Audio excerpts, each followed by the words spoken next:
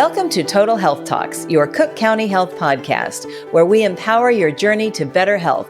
I'm your host, Maggie McKay, and today we're going to talk with Chief Executive Officer, Dr. Erik Mikaitis, about a clear vision for Cook County Health.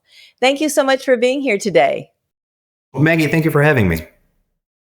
Congratulations on your first 100 days as permanent CEO at Cook County Health. Tell us a little bit about yourself. Absolutely. Well, thank you first for the congratulations, and thanks again for having me on this episode. So I guess I'll just start at the beginning. So I was born and raised in Chicago on the South Side. First, my mom, I'll start. She worked in the public sector, first as a public school teacher for just a couple of years, went to the police academy and ended up staying for a whole career as a Chicago police officer. And then after retiring, went back to the Chicago public school system to retire for a second time. So multiple careers there with the city.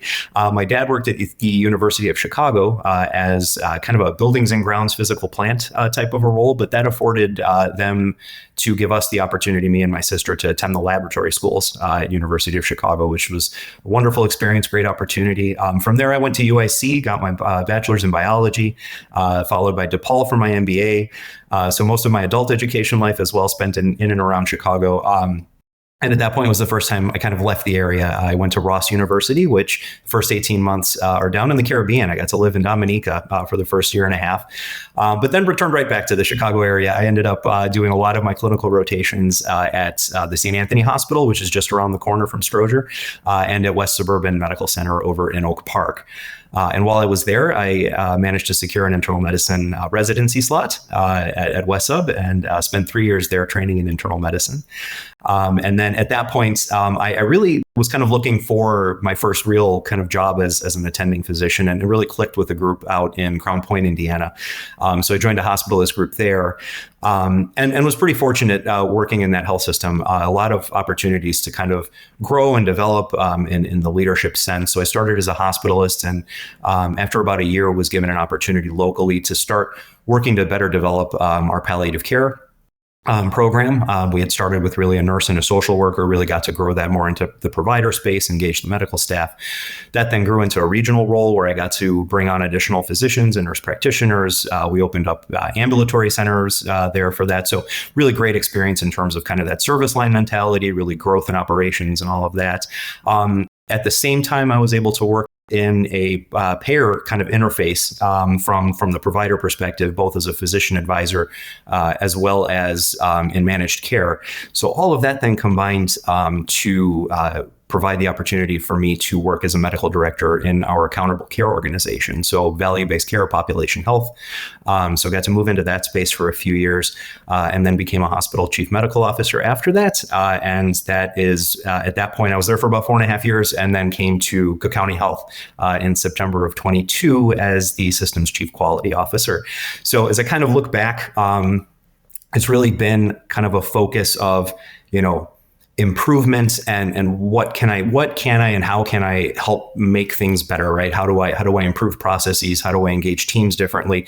And at each step, I think along the career, it's really been kind of larger and different spheres of influence and how I got to really do that work. So that's really, looking back, I think what's really kind of driven me in terms of each next step in the career. You have been busy. What drew you to CCH? Yeah. So, the CFO, where I was the chief medical officer, left to come to CCH. She is now our CFO and had been prior to my leaving. But she called me about a year after she left and said, hey, at the time, Israel was the CEO, Israel Rocha.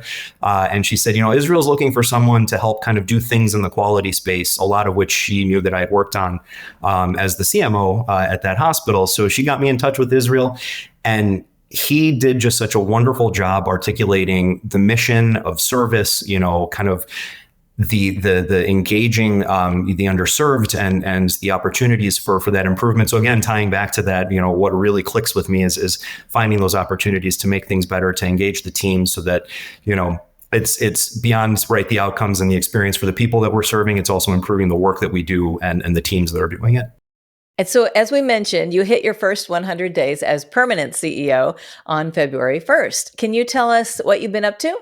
Absolutely. So a lot of work around our strategic plan. It's actually kind of an interesting time right now. We're rounding out the last 3-year strategic planning cycle. And this year, 2025, we're going to be preparing 26, 27, and 28 for the plan looking forward. So a lot of discussions with senior leadership, with our teams, with the community, with our board, right, in preparing what that roadmap's going to look like. And also behind that, really focusing in on how we articulate that better through the various levels in the organization, so that from the board and our senior leadership team out to our front lines, everybody's got a clear vision of where we're heading, what the plan is, what we're all supposed to be working on. So really trying to bring that clarity in and around our strategic plan.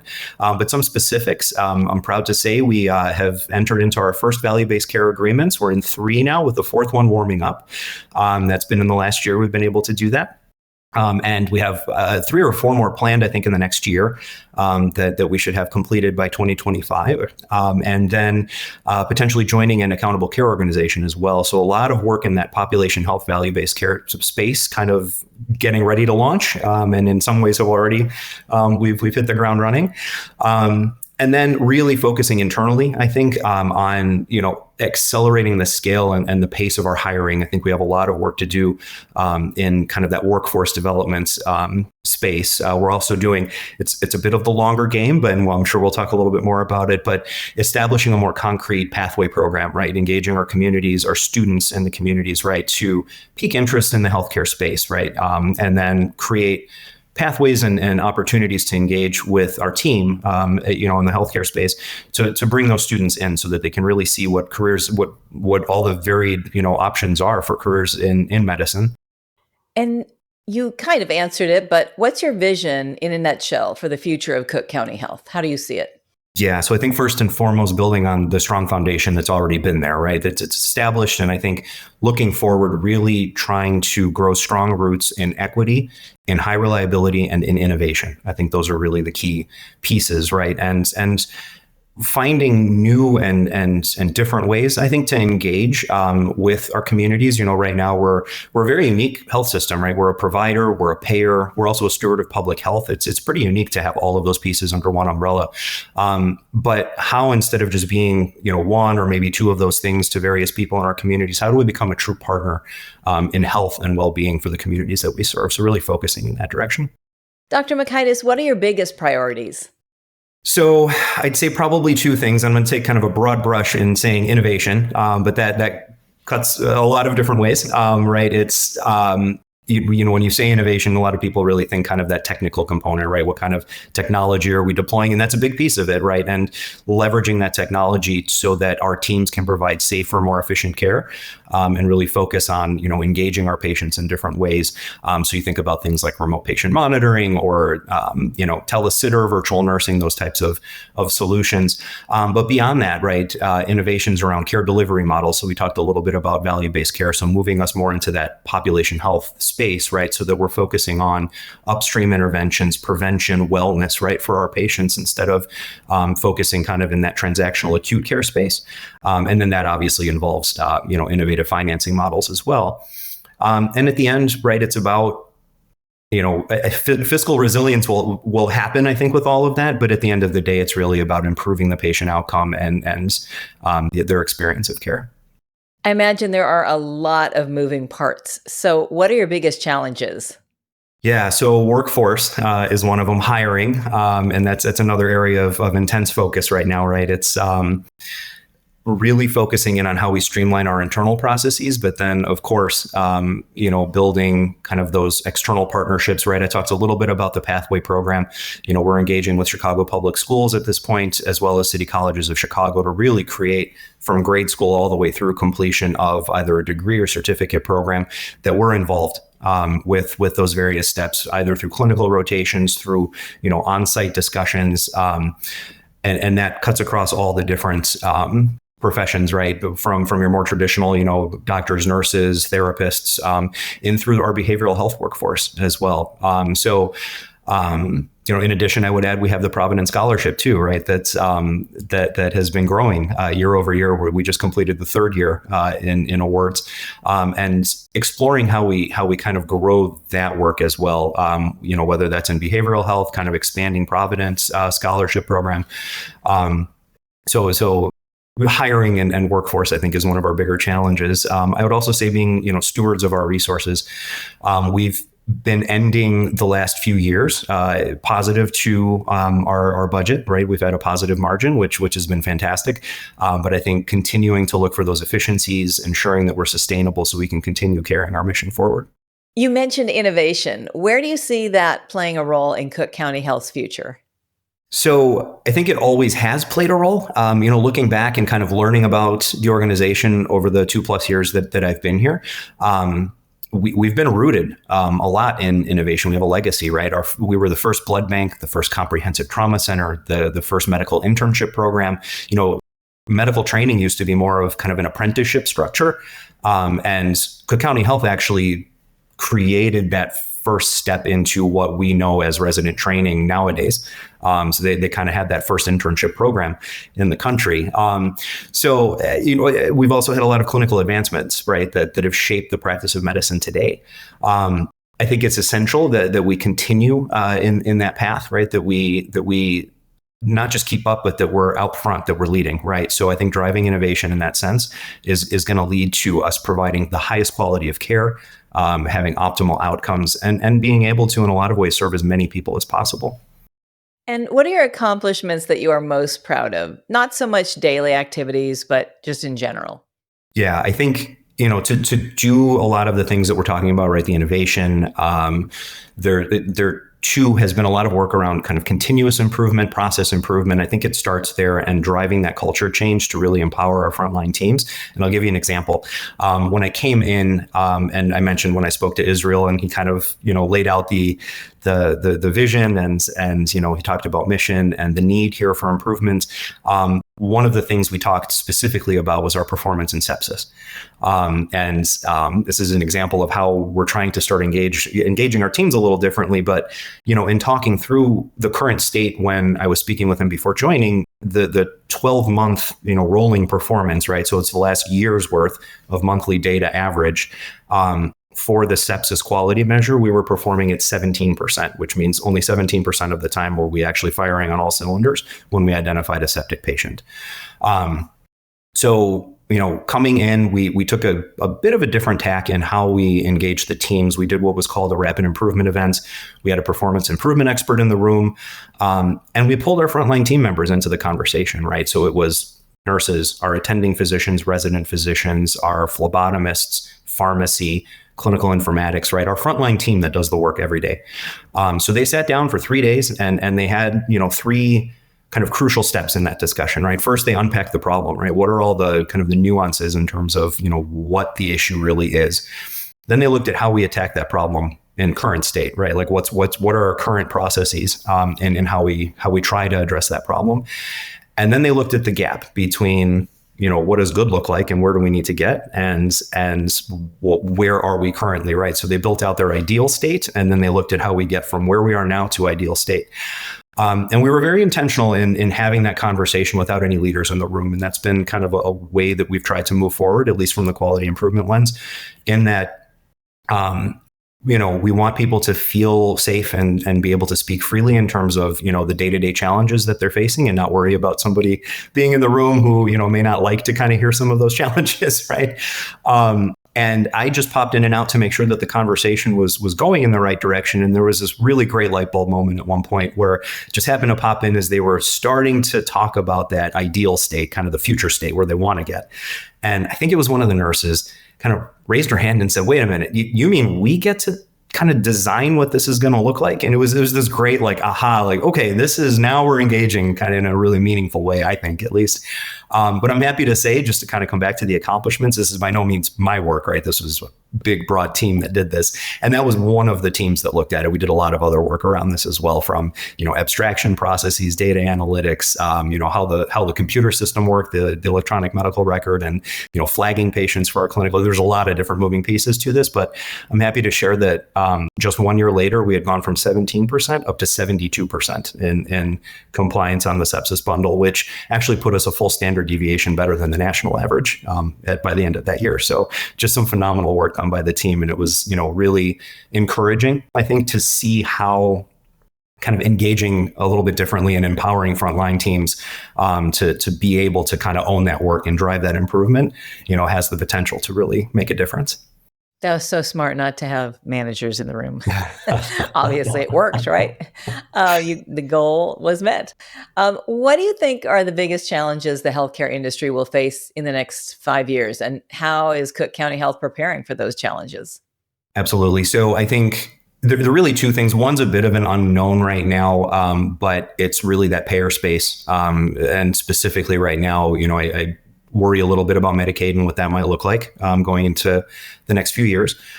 It's still a bit of an unknown. We don't know what's to come, but it's something that we're talking about and kind of preliminarily planning for. I think the thing that's more immediate right now, we've talked about it a little bit already, but it's workforce shortages and how they're impacting us, right? And they're impacting a lot of other health systems across the country. We have an Office of Behavioral Health that did a workforce, essentially a symposium and an analysis, and found that in current state, we're in need of 16,000 more healthcare staff just to meet the current need for healthcare demand, or for behavioral healthcare demand, I should say. And they were projecting in the next 5 years that number is going to be more on the order of 30,000 people, behavioral health workers, and that's for Cook County. So it's an incredible need, and there's a precipice coming, right? It's between retirements and people leaving the healthcare space. COVID kind of accelerated that a lot. People moved away to remote positions and different options and moved away from the bedside, unfortunately. But that's left a bit of a hole in the workforce, right? So we talked a little bit about what we're trying to do already, but we're partnering with a lot of community organizations, really looking at how we can bolster the workforce, right? How do we invest in a pipeline or a pathway program across all these areas, and then partnerships with schools, which we've talked about as well. So, engaging at the grade school level, kind of piquing interest. I heard it put very eloquently: you can't be what you don't see, right? So really trying to engage at our communities and pique interest in the healthcare space, and then I mentioned Providence Scholarship. It's been $3 million now across the last 3 years to 182 students that, depending on which what education track they're in, is either $10,000 or $20,000 each year that's awarded to the students. So, and we had some very wonderful stories that we heard the last time around of how that changed students' lives. One student told us about how she had to hitch rides with her friends just to get across campus to get to classes, and this afforded her the ability to get a car. So, she was able to go to clinical rotations and get herself to class and all this. So, in some ways, really life-changing, right? So exciting to see that, but we're also exploring parallel programs, right? During that workforce symposium, we heard another story around, I believe it was a social worker who unfortunately went through a divorce, had custody of the kids, and had to drop out during an unpaid internship just to finish their degree program. So they weren't able to become, so there's a social worker that we otherwise would have had taking care of patients, now unfortunately had to leave and find different, means of employment because of life situation. So how do we create maybe a parallel scholarship track that would help people stay in when they're in those types of situations and complete their degree program? So exploring a lot of different options. Great. Well, it sounds like you've got all the bases covered. Why should the community consider Cook County Health as their medical provider?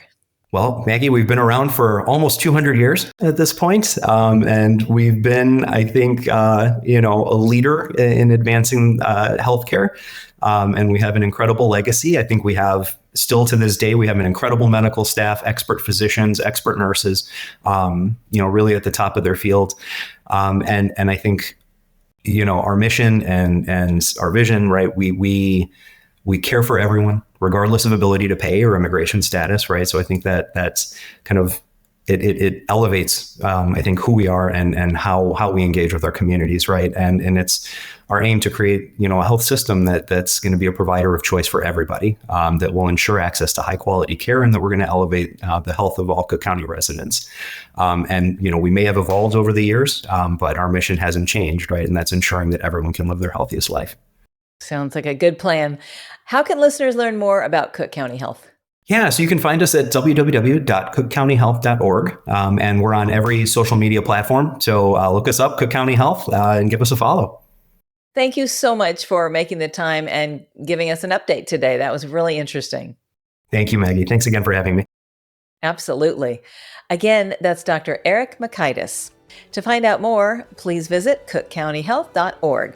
And as we wrap up another insightful episode of Total Health Talks, make sure to visit cookcountyhealth.org/podcast and subscribe to our podcast. Share and connect with us on social media. Stay tuned for more engaging discussions. This is Maggie McKay signing off from Total Health Talks. Stay well.